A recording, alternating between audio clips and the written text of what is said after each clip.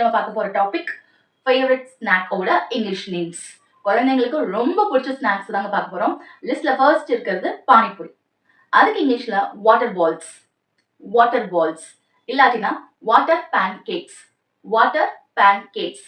My child often likes to eat water balls அப்படின்னு சொல்லலாம். லிஸ்ட்ல செகண்ட் இருக்கிறது சமோசா. சமோசா அதுக்கு இங்கிலீஷ்ல savoury pastry, savoury pastry. I don't like savory pastries because it consumes oil. And third இருக்கக்கூடியது a sweet snack, jalebi. அதுக்கு இங்கிலீஷ்ல funnel cake, funnel cake. If you give me a box full of funnel cakes, it will be emptied by me. And the last question is for you. பூரிக்கு இங்கிலீஷ்ல என்ன?